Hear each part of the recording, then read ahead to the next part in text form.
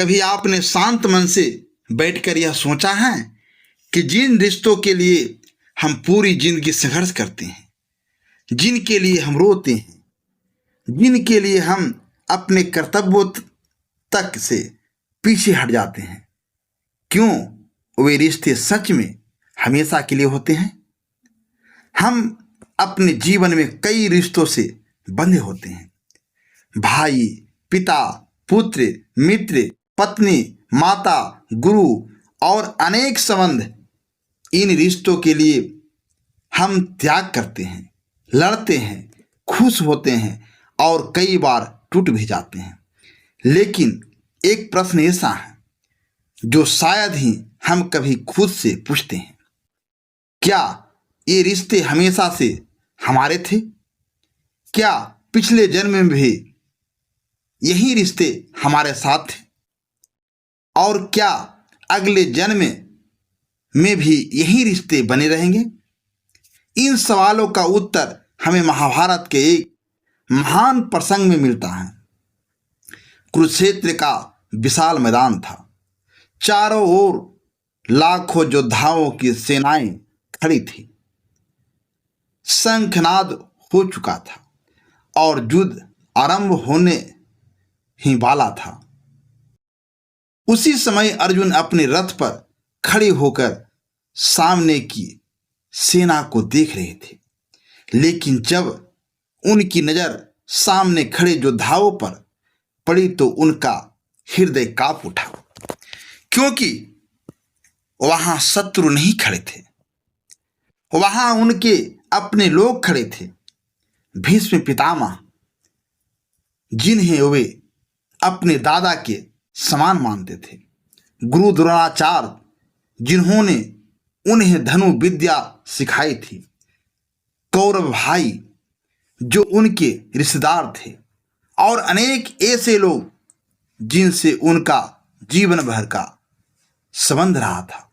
यह सब देखकर अर्जुन का मन विचलित हो गया। उनका शरीर कांपने लगा। उनके हाथों से गांडीव धनुष ढीला पड़ गया। उनकी आंखों में करुणा भर आई और उन्होंने श्री कृष्ण से कहा, हे केशव, मैं इन सब के विरुद्ध युद्ध नहीं कर सकता। यह मेरे अपने लोग हैं। मैं अपने ही रिश्तेदारों का वध कैसे कर सकता हूं? अर्जुन के मन में रिश्तों का मोह इतना प्रबल हो गया कि उन्होंने युद्ध करने से ही मना कर दिया। तब श्री कृष्ण मुस्कुराए। वे जानते थे कि अर्जुन का मन अभी मोह की जंजीरों में बंधा हुआ है। श्री कृष्ण ने शांत स्वर में अर्जुन से पूछा, अर्जुन, क्या तुम बता सकते हो कि पिछले जन्म में तुम्हारे कौन कौन से रिश्तेदार थे और उनमें से किसने तुम्हारी मृत्यु पर कितना विलाप किया था? अर्जुन कुछ क्षण के लिए चुप हो गए। फिर उन्होंने धीरे से कहा, हे केशव, मुझे तो यह भी याद नहीं कि पिछले जन्म में मैं कौन था और मेरे रिश्तेदार कौन थे। श्री कृष्ण बोले, बस अर्जुन, यही तो मैं तुम्हें समझाना चाहता हूं। जिस तरह तुम अपने पिछले जन्म को भूल चुके हो, उसी तरह एक दिन इस जन्म को भी भूल जाओगे।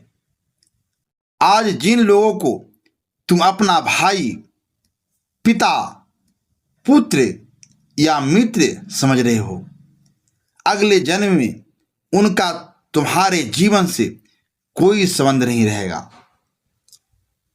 अर्जुन ध्यान से सुन रहे थे, लेकिन उनका मन अभी भी द्वंद्व में था। श्री कृष्ण ने आगे कहा, आज तुम अभिमन्यु को अपना पुत्र समझते हो, लेकिन क्या पता पिछले जन्म में वही तुम्हारा पिता रहा हो, और यह भी संभव है कि अगले जन्म में वही तुम्हारा शत्रु बन जाए। आज जिन लोगों को तुम आदरणीय समझते हो और इसी कारण उनके विरुद्ध युद्ध करने से हिचक रहे हो सकता है उन्हीं में से किसी ने किसी पिछले जन्म में तुम्हारी हत्या की हो। अर्जुन आश्चर्य से श्री कृष्ण की ओर देखने लगे। श्री कृष्ण बोले, अर्जुन, तुम जिस सत्य को देख रहे हो वह केवल शरीर का सत्य है। केवल जीवन का सबसे बड़ा सत्य शरीर नहीं बल्कि आत्मा है। यह शरीर नश्वर है, यह जन्म लेता है और एक दिन नष्ट हो जाता है, लेकिन आत्मा कभी नहीं मरती। आत्मा न जन्म लेती है और न ही मृत्यु को प्राप्त होती है। वह केवल एक शरीर को छोड़कर दूसरे शरीर में प्रवेश करती हैं। अर्जुन ने कहा, हे केशव, मैं आपकी बात समझ तो रहा हूं, लेकिन मेरा मन इसे स्वीकार क्यों नहीं कर पा रहा है। श्री कृष्ण मुस्कुराए और बोले, क्योंकि तुम्हारे मन ने अपने चारों ओर एक जंजीर लपेट रखी है। अर्जुन ने पूछा, कौन सी जंजीर? श्री कृष्ण बोले, रिश्तेदारी की जंजीर, यह मोह की। यह मेरा भाई है, यह मेरा मामा है, यह मेरा गुरु है, यह मेरा पितामह है। यही मोह तुम्हें सत्य से दूर कर रहा है। अर्जुन ने कहा, मैं मानता हूं कि शरीर नश्वर है, लेकिन रिश्ते जो सच्चे होते हैं, भीष्म मेरे पितामह है, अभिमन्यु मेरा पुत्र है, भीम मेरा भाई है, यही रिश्ते कैसे समाप्त हो सकते हैं? श्री कृष्ण ने शांत स्वर में कहा, अर्जुन, यह रिश्ते केवल इस जन्म के हैं। इस जन्म से पहले इनका कोई अस्तित्व नहीं था और इस जन्म के बाद भी इनका कोई अस्तित्व नहीं रहेगा। तुम स्वयं नहीं जानते कि पिछले जन्म में तुम्हारा पिता कौन था, तुम्हारा पुत्र कौन था और तुम्हारा भाई कौन था, और यह भी नहीं जानते कि अगले जन्म में यह लोग तुम्हारे लिए क्या होंगे। अर्जुन धीरे धीरे सत्य को समझने लगे थे। श्री कृष्ण ने आगे कहा, तुमने अपने पिता महाराज पांडु का उदाहरण दिया कि उनका शरीर नहीं रहा, लेकिन वह आज भी तुम्हारे पिता हैं। लेकिन यह भी तुम्हारा भ्रम है, क्योंकि तुम्हारे पिता की आत्मा इस समय जिस योनि में भी होगी, उनके लिए यह रिश्ता समाप्त हो चुका है। अर्जुन मौन हो गए।